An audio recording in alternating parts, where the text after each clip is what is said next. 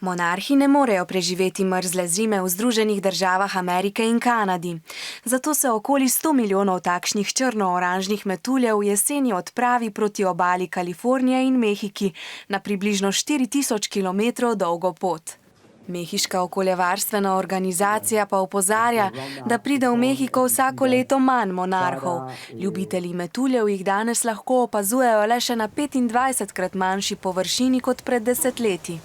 Mehiški znanstveniki menijo, da je vzrokov za zmanjševanje števila monarhov več. Zaradi različnih škropiv se je zmanjšalo število rastlin svilnic, na katere monarhi odlagajo jajčeca.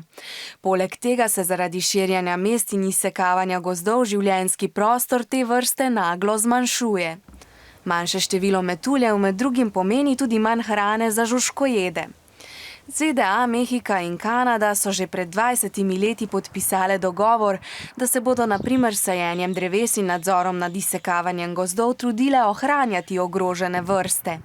Upajmo, da na dogovor niso pozabile.